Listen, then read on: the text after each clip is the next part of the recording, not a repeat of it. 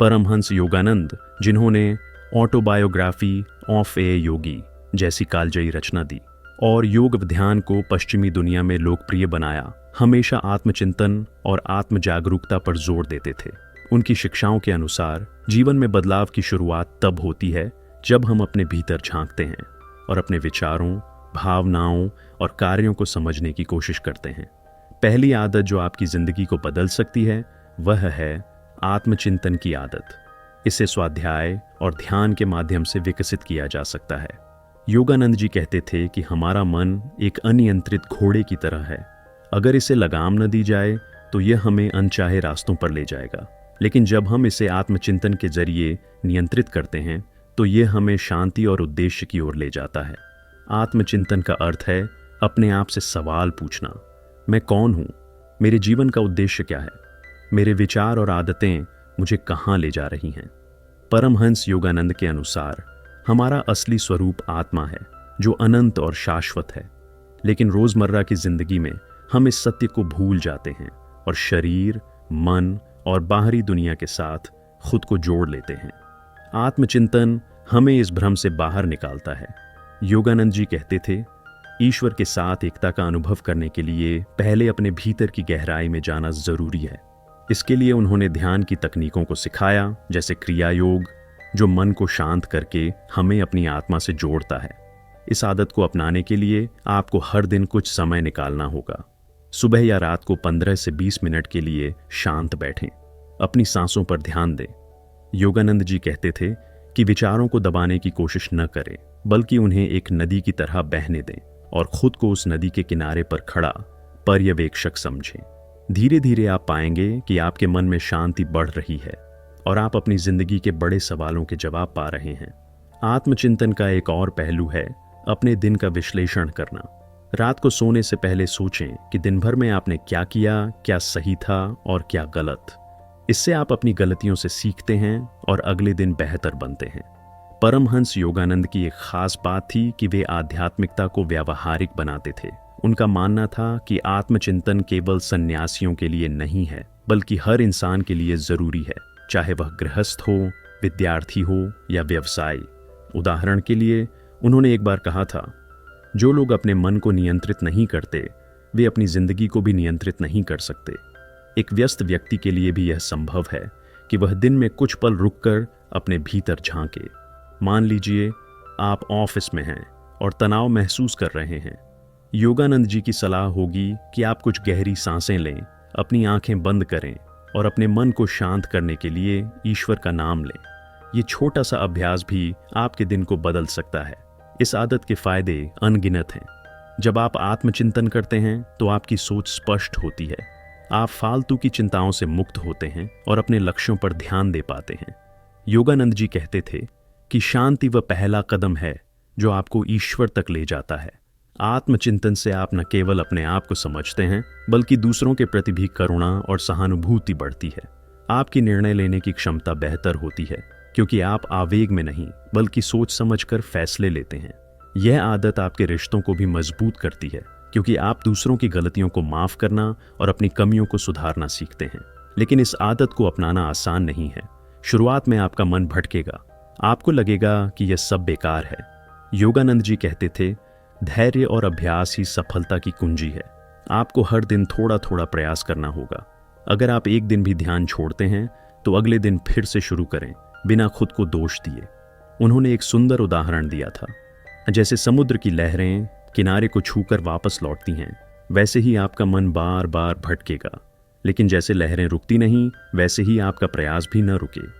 धीरे धीरे यह आदत आपकी जिंदगी का हिस्सा बन जाएगी। अंत में आत्मचिंतन आपको अपने जीवन के उद्देश्य से जोड़ता है। योगानंद जी का मानना था कि हर इंसान इस धरती पर एक खास मकसद के लिए आया है, लेकिन बिना आत्मचिंतन के हम उस मकसद को भूल जाते हैं और भौतिक सुखों के पीछे भागते रहते हैं।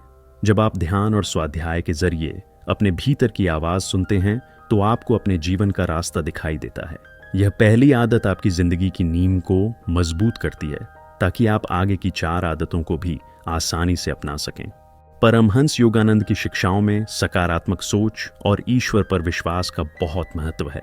दूसरी आदत जो आपकी जिंदगी को बदल सकती है वह है सकारात्मक सोच और विश्वास की आदत।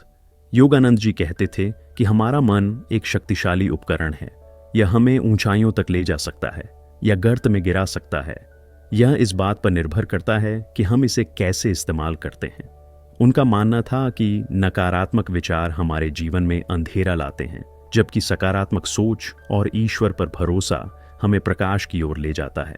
यह आदत न केवल आपके मन को शांत रखती है, बल्कि आपको मुश्किल परिस्थितियों में भी हिम्मत देती है। योगानंद जी कहते थे, ईश्वर हर पल हमारे साथ है, लेकिन हम उसे देख नहीं पाते क्योंकि हमारा मन संदेह और डर से भरा होता है। सकारात्मक सोच का मतलब यह नहीं कि आप समस्याओं को नजरअंदाज करें, बल्कि यह कि आप हर स्थिति में कुछ अच्छा देखने की कोशिश करें। उदाहरण के लिए, अगर आप किसी मुश्किल में हैं, जैसे नौकरी छूट जाना या कोई व्यक्तिगत नुकसान, तो नकारात्मक सोच आपको हताश कर देगी। लेकिन योगानंद जी की सलाह होगी कि आप इसे एक अवसर के रूप में देखें। शायद यह आपके लिए कुछ नया शुरू करने का संकेत है। कहना था, हर संकट के पीछे ईश्वर की कोई योजना छिपी होती है। इस आदत को अपनाने के लिए सबसे पहले अपने विचारों पर नजर रखनी होगी। योगानंद जी ने एक बार कहा था, विचार बीज हैं जो आपके भविष्य को बनाते हैं। अगर आप हर दिन यह सोचते हैं कि मैं असफल हूं या मेरे साथ हमेशा बुरा होता है, तो आप अनजाने में अपने जीवन में नकारात्मकता को आमंत्रित करते हैं। इसके बजाय सुबह उठते ही कुछ सकारात्मक एफर्मेशंस दोहराएं, जैसे मैं शक्तिशाली हूं, ईश्वर मेरे साथ है, या आज का दिन मेरे लिए शुभ होगा। योगानंद जी की क्रिया योग तकनीक में भी सकारात्मक ऊर्जा को बढ़ाने के लिए सांस और ध्यान का सहारा लिया जाता है। आप हर दिन 10 मिनट के लिए शांत बैठकर यह विजुअलाइजेशन करें कि आपका जीवन खुशहाल और सफल है। ईश्वर पर विश्वास इस आदत का दूसरा महत्वपूर्ण हिस्सा है। योगानंद जी का कहना था कि जब हम ईश्वर पर भरोसा करते हैं तो हमें यह यकीन हो जाता है कि जो कुछ भी हो रहा है वह हमारे भले के लिए हो रहा है। इसका मतलब ये नहीं कि आप मेहनत करना छोड़ दें, बल्कि यह कि मेहनत के साथ साथ यह भरोसा रखें कि परिणाम ईश्वर के हाथ में है। एक बार उन्होंने एक सुंदर उदाहरण दिया था, जैसे एक बच्चा अपनी माँ की गोद में सुरक्षित महसूस करता है, वैसे ही हमें ईश्वर की शरण में शांति मिलती है। अगर आप किसी लक्ष्य के लिए मेहनत कर रहे हैं और वह पूरा नहीं हो रहा, तो हताश होने के बजाय यह सोचें कि शायद ईश्वर आपके लिए कुछ बेहतर प्लान कर रहा है। इस आदत को रोजमर्रा की जिंदगी में लागू करने के लिए छोटे छोटे कदम उठाएं। मान लीजिए कोई आपके साथ बुरा व्यवहार करता है। नकारात्मक सोच आपको गुस्सा दिलाएगी और आप उसका जवाब उसी तरह देना चाहेंगे। लेकिन योगानंद जी कहते थे, हर इंसान में ईश्वर का प्रकाश है, भले ही वह ढका हुआ हो। उस स्थिति में सकारात्मक सोच यह होगी कि आप उस व्यक्ति के लिए प्रार्थना करें और सोचें कि शायद वह अपनी परेशानियों की वजह से ऐसा कर रहा है। इससे आपका मन शांत रहेगा और आप बेकार के झगड़ों से बच जाएंगे। इसी तरह अगर कोई योजना असफल हो जाए तो यह न सोचें कि मैं हारा हुआ हूं, बल्कि यह विश्वास करें कि ईश्वर मुझे सही रास्ता दिखाएगा। इस आदत के फायदे गहरे और लंबे समय तक चलने वाले हैं। सकारात्मक सोच आपके मानसिक स्वास्थ्य को बेहतर करती है। आप तनाव और चिंता से मुक्त होते हैं क्योंकि आप हर स्थिति को एक चुनौती के रूप में लेते हैं, न कि हार के रूप में। योगानंद जी कहते थे, जो मन शांत और सकारात्मक है वह ईश्वर की शक्ति को आकर्षित करता है। यह आदत आपके आत्मविश्वास को बढ़ाती है क्योंकि आप यह मानते हैं कि आपके साथ हमेशा कुछ अच्छा ही होगा। आपके रिश्ते भी बेहतर होते हैं क्योंकि सकारात्मक लोग दूसरों को प्रेरित करते हैं और नकारात्मकता नहीं फैलाते। इसके अलावा यह आपको धैर्य सिखाती है। आप जल्दबाजी में फैसले लेने के बजाय सही समय का इंतजार करना सीखते हैं। हालांकि इस आदत को अपनाना चुनौतीपूर्ण हो सकता है। हमारा मन सालों से नकारात्मकता में ढला हुआ है। आपको बार बार पुरानी सोच में लौटने की आदत होगी। योगानंद जी की सलाह थी कि हर बार जब नकारात्मक विचार आए, उसे सकारात्मक विचार से बदल दें। उदाहरण के लिए, अगर आपको लगता है कि मैं यह काम नहीं कर सकता, तो तुरंत कहें, ईश्वर की कृपा से मैं सब कुछ कर सकता हूं। इसके लिए आपको लगातार अभ्यास करना होगा। उन्होंने यह भी कहा था कि प्रार्थना इस आदत को मजबूत करती है। हर दिन कुछ पल ईश्वर से बात करें, उसे धन्यवाद दें और अपनी परेशानियां सौंप दें। धीरे धीरे आपका मन सकारात्मकता से भर जाएगा। एक और बात जो योगानंद जी पर जोर देते थे, वह थी आभार की भावना। सकारात्मक सोच को बढ़ाने के लिए हर दिन उन चीजों को याद करें जिनके लिए आप कृतज्ञ हैं। चाहे वह आपका परिवार हो, स्वास्थ्य हो या एक अच्छा भोजन। उनका कहना था, जो आभार रखता है वह ईश्वर के करीब होता है। ये छोटी सी आदत आपके नज़रिए को बदल देती है। आप शिकायत करने के बजाय संतुष्ट रहना सीखते हैं और यह संतुष्टि आपके जीवन में और सकारात्मकता लाती है। अंत में सकारात्मक सोच और विश्वास की यह आदत आपको न केवल खुशहाल बनाती है बल्कि आपके जीवन को एक नई दिशा देती है। योगानंद जी का मानना था कि जब हम सकारात्मक रहते हैं और ईश्वर पर भरोसा करते हैं तो हम ब्रह्मांड की अनंत शक्ति के साथ जुड़ जाते हैं। यह दूसरी आदत, पहली आदत, आत्मचिंतन के साथ मिलकर आपके मन को और मजबूत करती है ताकि आप अगली 3 आदतों को भी आसानी से अपना सकें। परमहंस योगानंद की शिक्षाओं में कर्म योग और निस्वार्थ सेवा का विशेष स्थान है। तीसरी आदत जो आपकी जिंदगी को बदल सकती है वह है सेवा और निस्वार्थ कर्म की आदत। योगानंद जी कहते थे कि सच्ची खुशी और आत्मिक उन्नति तब मिलती है जब हम अपने लिए नहीं बल्कि दूसरों के लिए जीते हैं। उनका मानना था कि हर इंसान में ईश्वर का अंश है और जब हम दूसरों की मदद करते हैं तो हम वास्तव में ईश्वर की सेवा करते हैं। यह आदत आपके जीवन को अर्थ देती है और आपको स्वार्थ के बंधनों से मुक्त करती है। योगानंद जी ने कर्म योग को बहुत सरलता से समझाया था। उनका कहना था, काम करो लेकिन फल की इच्छा मत करो।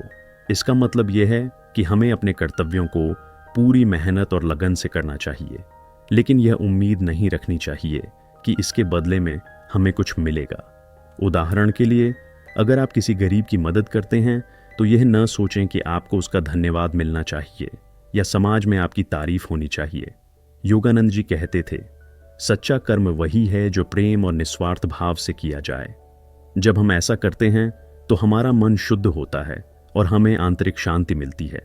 इस आदत को अपनाने के लिए आपको अपने रोजमर्रा के जीवन में छोटे छोटे मौके ढूंढने होंगे। सेवा का मतलब यह नहीं कि आपको बड़े बड़े दान करने पड़े या अपनी जिंदगी त्याग देनी पड़े।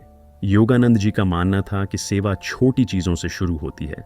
मसलन अपने परिवार के लिए बिना किसी अपेक्षा के कुछ करें, जैसे माँ के लिए खाना बनाना या भाई बहन की पढ़ाई में मदद करना, या फिर अपने पड़ोस में किसी जरूरतमंद को खाना देना, किसी बुजुर्ग की बात सुनना या किसी बच्चे को हंसाना। योगानंद जी कहते थे, हर छोटा कार्य अगर प्रेम से किया जाए तो वह ईश्वर तक पहुंचता है।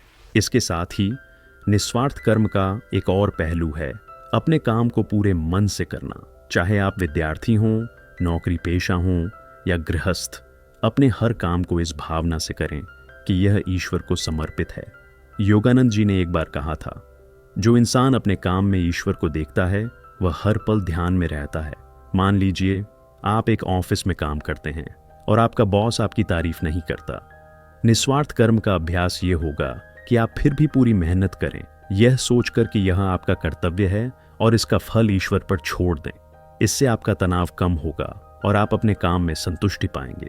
इस आदत का आधार प्रेम और करुणा है। योगानंद जी कहते थे कि प्रेम ही वह शक्ति है जो संसार को जोड़ती है। जब हम दूसरों की सेवा करते हैं तो हम अपने अहंकार को कम करते हैं। अहंकार वह दीवार है जो हमें ईश्वर और दूसरों से अलग करती है। सेवा के जरिए हम इस दीवार को तोड़ते हैं और ये महसूस करते हैं कि हम सब एक हैं। उदाहरण के लिए, अगर आप किसी अनजान व्यक्ति की मदद करते हैं, जैसे सड़क पर किसी को रास्ता बताना या किसी का गिरा हुआ सामान उठाना, तो आपको एक अजीब सी खुशी मिलती है। योगानंद जी कहते थे कि यह खुशी इसलिए मिलती है क्योंकि उस पल में आप अपने स्वार्थ को भूल जाते हैं। इस आदत के फायदे बहुत गहरे हैं। सबसे बड़ा फायदा यह है कि यह आपको अपने जीवन का उद्देश्य समझाती है। योगानंद जी का मानना था कि हम इस धरती पर केवल अपने लिए नहीं आए हैं, बल्कि दूसरों के जीवन को बेहतर बनाने के लिए भी आए हैं। जब आप सेवा करते हैं तो आपका मन हल्का होता है और आप डिप्रेशन या अकेलेपन से दूर रहते हैं। यह आदत आपके रिश्तों को भी मजबूत करती है क्योंकि लोग आपके निस्वार्थ भाव को देखकर आपसे जुड़ते हैं। इसके अलावा यह आपको धैर्य और सहनशीलता सिखाती है। जब आप दूसरों के लिए कुछ करते हैं और बदले में कुछ नहीं मिलता, तो आप यह सीखते हैं कि असली सुख बाहर से नहीं, भीतर से आता है। लेकिन इस आदत को अपनाना आसान नहीं है।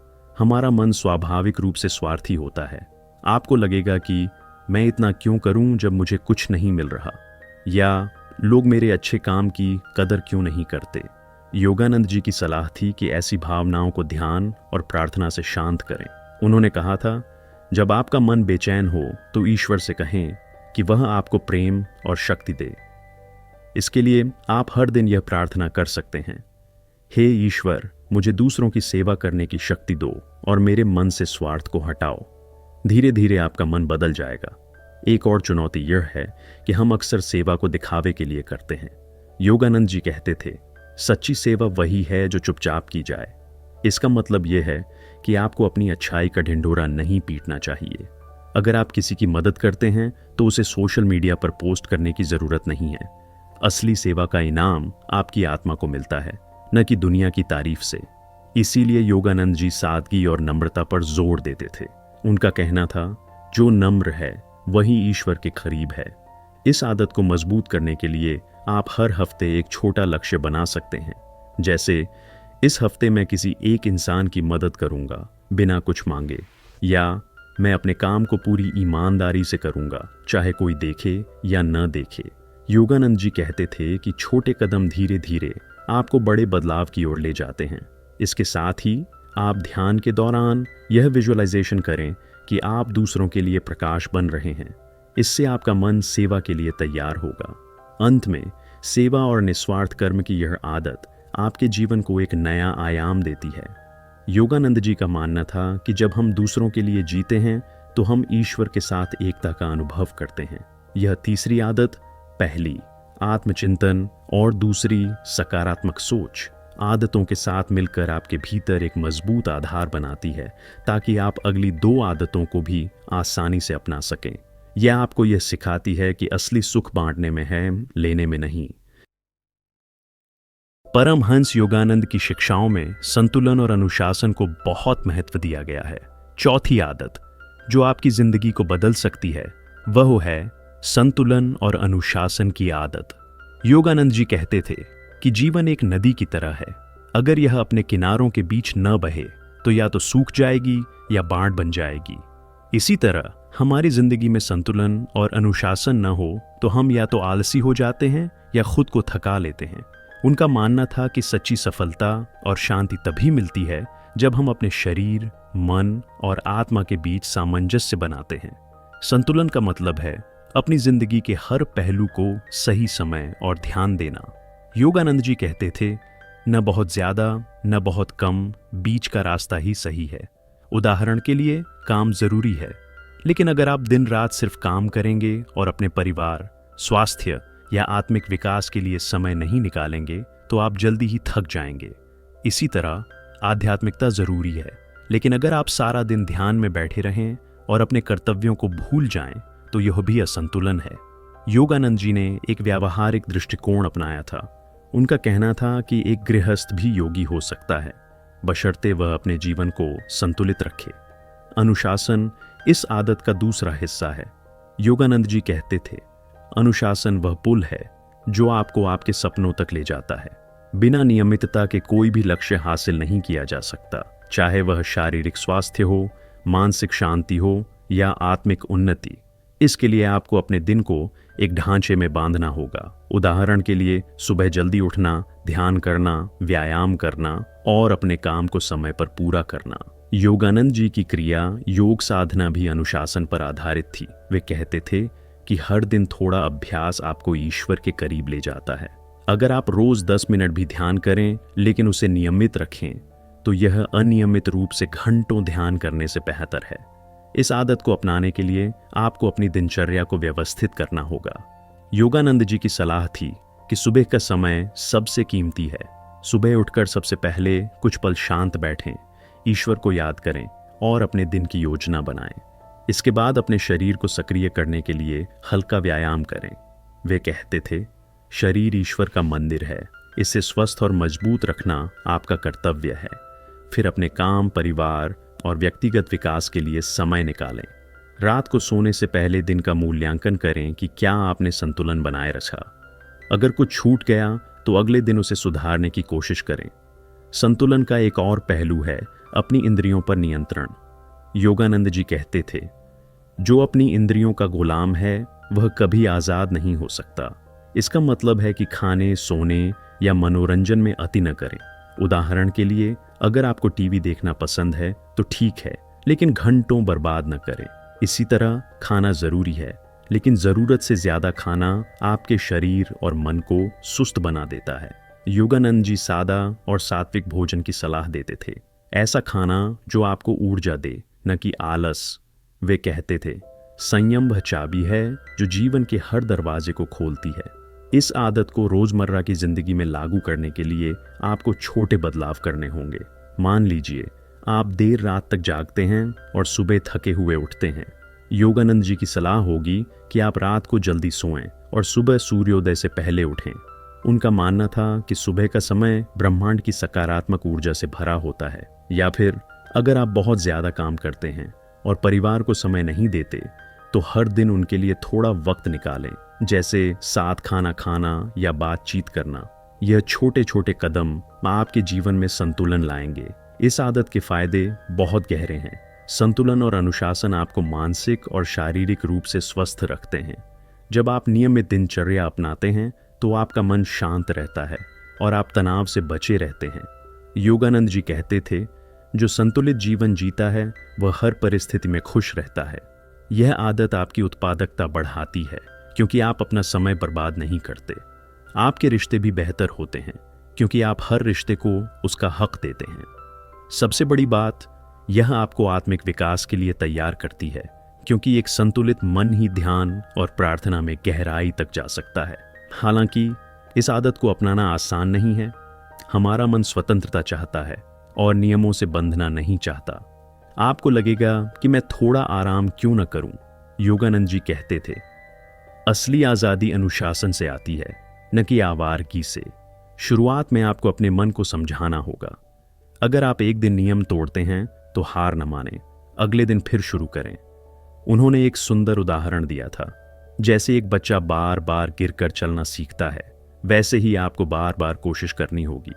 धीरे धीरे यह आदत आपकी जिंदगी का हिस्सा बन जाएगी। एक और चुनौती है अति करना। कुछ लोग अनुशासन के नाम पर खुद को इतना बांध लेते हैं कि थक जाते हैं। योगानंद जी की सलाह थी कि संतुलन बनाए रखें। अगर आप थक गए हैं तो आराम करें, लेकिन उसे आलस न बनने दें। उनका कहना था, जीवन एक संगीत की तरह है, हर सुर को सही समय पर बजाना जरूरी है। इसके लिए आपको अपने शरीर और मन की बात सुननी होगी। अगर आपको लगता है कि आप बहुत ज्यादा मेहनत कर रहे हैं, तो थोड़ा रुकें और ध्यान करें। यह आपको फिर से ऊर्जा देगा। इस आदत को मजबूत करने के लिए आप एक छोटा टाइम टेबल बना सकते हैं, जैसे सुबह 6 बजे उठना, 15 मिनट ध्यान करना और रात 10 बजे सोना। योगानंद जी कहते थे कि नियमितता वह जादू है जो असंभव को संभव बनाती है। इसके साथ ही आप हर हफ्ते अपनी प्रगति की समीक्षा करें कि क्या आप संतुलन बनाए रख पाए। अगर कुछ गड़बड़ हुई तो उसे ठीक करने की योजना बनाएं। अंत में, संतुलन और अनुशासन की यह आदत आपके जीवन को एक ठोस ढांचा देती है। योगानंद जी का मानना था कि जब हम संयम और नियमितता के साथ जीते हैं, तो हम ईश्वर की बनाई व्यवस्था के साथ तालमेल बिठाते हैं। यह चौथी आदत पहली 3 आदतों आत्मचिंतन, सकारात्मक सोच और सेवा के साथ मिलकर आपके जीवन को पूर्णता की ओर ले जाती है, ताकि आप 5वीं और अंतिम आदत को भी आसानी से अपना सकें। परमहंस योगानंद की शिक्षाओं का मूल आधार भक्ति और ईश्वर के प्रति पूर्ण समर्पण है। 5वीं और अंतिम आदत जो आपकी जिंदगी को बदल सकती है, वह है ईश्वर के प्रति समर्पण की आदत। योगानंद जी कहते थे कि जब हम अपने जीवन को ईश्वर के हाथों में सौंप देते हैं, तो हमारा सारा डर, चिंता और अहंकार खत्म हो जाता है। उनका मानना था कि असली शांति और सुख तभी मिलता है जब हम यह समझ लेते हैं कि हम इस विशाल ब्रह्मांड में अकेले नहीं हैं। ईश्वर हर पल हमारे साथ है, हमारा मार्गदर्शन कर रहा है। यह आदत आपके जीवन को एक उच्च उद्देश्य से जोड़ती है और आपको हर स्थिति में स्थिर रखती है। ईश्वर के प्रति समर्पण का मतलब यह नहीं कि आप मेहनत करना छोड़ दें या जिम्मेदारियों से भागें। योगानंद जी कहते थे, ईश्वर को अपना सब कुछ दो, लेकिन अपने कर्तव्यों को पूरी निष्ठा से निभाओ। ये एक मानसिक और भावनात्मक अवस्था है जिसमें आप यह विश्वास करते हैं कि जो कुछ भी हो रहा है वह ईश्वर की मर्जी से हो रहा है और आपके भले के लिए हो रहा है। उदाहरण के लिए, अगर आप किसी कठिनाई से गुजर रहे हैं, जैसे बीमारी या आर्थिक तंगी, तो समर्पण का भाव यह होगा कि आप उस स्थिति से लड़ने की बजाय उसे स्वीकार करें और ईश्वर से प्रार्थना करें कि वह आपको रास्ता दिखाए। योगानंद जी कहते थे, ईश्वर वह माली है जो हमारे जीवन के बगीचे को संवारता है, कभी फूल खिलाता है, कभी कांटे काटता है। इस आदत को अपनाने के लिए सबसे जरूरी है भक्ति का भाव। योगानंद जी भक्ति को ईश्वर के प्रति प्रेमपूर्ण आत्मनिवेदन कहते थे। इसके लिए आपको हर दिन ईश्वर से बात करनी होगी, चाहे प्रार्थना के जरिए, ध्यान के जरिए या अपने मन में। सुबह उठकर कुछ पल ईश्वर को याद करें और कहें, हे ईश्वर, यह दिन आपका है, मुझे आपकी मर्जी के अनुसार चलाएं। योगानंद जी की क्रिया योग साधना में भी भक्ति का बड़ा स्थान था। वे कहते थे कि जब आप ध्यान में बैठते हैं तो अपने दिल को ईश्वर के प्रेम से भर दें। यह प्रेम आपको अंदर से मजबूत बनाता है और आपके मन को शांत रखता है। समर्पण का एक और पहलू है अहंकार को छोड़ना। योगानंद जी कहते थे, अहंकार वह पर्दा है जो हमें ईश्वर से अलग करता है। हम अक्सर सोचते हैं कि मैंने यह किया, मैं यह करूंगा, लेकिन समर्पण का भाव यह है कि आप यह मानें कि सब कुछ ईश्वर की शक्ति से हो रहा है। उदाहरण के लिए, अगर आप कोई बड़ी सफलता हासिल करते हैं तो यह न सोचें कि यह सिर्फ आपकी मेहनत का फल है। ईश्वर को धन्यवाद दें कि उसने आपको यह मौका और ताकत दी। इसी तरह अगर आप असफल होते हैं तो यह न सोचें कि मैं हारा हुआ हूं, यह सोचें कि ईश्वर आपको कुछ सिखाना चाहता है। इस आदत को रोजमर्रा की जिंदगी में लागू करने के लिए आपको छोटे छोटे कदम उठाने होंगे। मान लीजिए आप किसी फैसले को लेकर परेशान हैं, जैसे नौकरी बदलनी चाहिए या नहीं। समर्पण का अभ्यास ये होगा कि आप पहले अपनी तरफ से पूरी कोशिश करें, जानकारी इकट्ठा करें, सलाह लें और फिर अंतिम फैसला ईश्वर पर छोड़ दें। योगानंद जी की सलाह थी कि ऐसी स्थिति में प्रार्थना करें, हे ईश्वर, मुझे वही रास्ता दिखाओ जो मेरे लिए सही है। इसके बाद जो परिणाम आए उसे खुशी से स्वीकार करें। यह भाव आपके मन से तनाव और अनिश्चितता को हटा देगा। इस आदत के फायदे अनगिनत हैं। सबसे बड़ा फायदा यह है कि यह आपको डर से मुक्त करता है। योगानंद जी कहते थे, जो ईश्वर को अपना मान लेता है उसे किसी चीज का डर नहीं रहता। जब आप यह विश्वास करते हैं कि ईश्वर आपके साथ है तो आप मुश्किल से मुश्किल परिस्थिति में भी हिम्मत नहीं हारते। यह आदत आपके मन को शांति देती है, क्योंकि आप हर चीज को नियंत्रित करने की कोशिश छोड़ देते हैं। आपके रिश्ते भी बेहतर होते हैं, क्योंकि समर्पण का भाव आपको नम्र और सहनशील बनाता है। सबसे बड़ी बात, यह आपको आत्मिक स्तर पर ऊपर उठाती है और ईश्वर के साथ आपके रिश्ते को गहरा करती है। लेकिन इस आदत को अपनाना सबसे बड़ी चुनौती है। हमारा मन स्वतंत्र रहना चाहता है और हर चीज पर नियंत्रण रखना चाहता है। आपको लगेगा कि अगर मैं सब कुछ ईश्वर पर छोड़ दूंगा तो क्या होगा, या क्या ईश्वर सचमुच मेरी सुन रहा है। योगानंद जी कहते थे, विश्वास वह बीज है जो समर्पण का पेड़ उगाता है। शुरुआत में आपको अपने संदेहों से लड़ना होगा। इसके लिए वे प्रार्थना और ध्यान की सलाह देते थे। हर दिन ईश्वर से बात करें, उसे अपना दोस्त बनाएं। उन्होंने एक सुंदर उदाहरण दिया था, जैसे एक बच्चा अपनी माँ पर भरोसा करता है, वैसे ही आपको ईश्वर पर भरोसा करना सीखना होगा। धीरे धीरे यह भाव आपके मन में गहरा जाएगा। एक और चुनौती है अधीरता। हम चाहते हैं कि प्रार्थना का जवाब तुरंत मिले। योगानंद जी कहते थे, ईश्वर हमेशा सुनता है, लेकिन वह अपने समय पर जवाब देता है। इसका मतलब यह है कि आपको धैर्य रखना होगा। अगर आपकी कोई इच्छा पूरी नहीं होती तो यह न सोचें कि ईश्वर ने आपको छोड़ दिया। यह सोचें कि शायद वह आपके लिए कुछ बेहतर प्लान कर रहा है। इसीलिए योगानंद जी बार बार कहते थे कि समर्पण के साथ साथ सकारात्मक सोच और धैर्य जरूरी है। एक और चुनौती है अधीरता। हम चाहते हैं कि प्रार्थना का जवाब तुरंत मिले। योगानंद जी कहते थे, ईश्वर हमेशा सुनता है, लेकिन वह अपने समय पर जवाब देता है। इसका मतलब यह है कि आपको धैर्य रखना होगा। अगर आपकी कोई इच्छा पूरी नहीं होती तो यह न सोचें कि ईश्वर ने आपको छोड़ दिया। ये सोचें कि शायद वह आपके लिए कुछ बेहतर प्लान कर रहा है। इसीलिए योगानंद जी बार बार कहते थे कि समर्पण के साथ साथ सकारात्मक सोच और धैर्य जरूरी है। इस आदत को मजबूत करने के लिए आप हर दिन एक छोटी प्रार्थना कर सकते हैं, जैसे, हे ईश्वर, मेरे जीवन को अपनी मर्जी से चलाएं, मुझे सिर्फ प्रेम और शक्ति दें। इसके साथ ही ध्यान के दौरान ये विजुअलाइजेशन करें कि आप अपने सारे बोझ ईश्वर के चरणों में रख रहे हैं।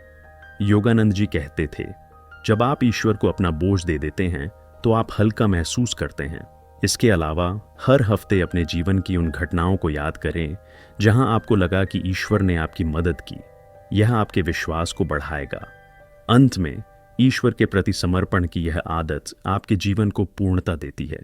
योगानंद जी का मानना था कि जब हम पूरी तरह ईश्वर के हो जाते हैं तो हमारा जीवन एक सुंदर संगीत बन जाता है। हर नोट सही जगह पर बजता है। यह 5वीं आदत पहली 4 आदतों आत्मचिंतन, सकारात्मक सोच, सेवा और संतुलन के साथ मिलकर आपके जीवन को एक नई ऊंचाई पर ले जाती है। यह आपको सिखाती है कि असली सुख बाहर की चीजों में नहीं बल्कि ईश्वर के साथ एकता में है।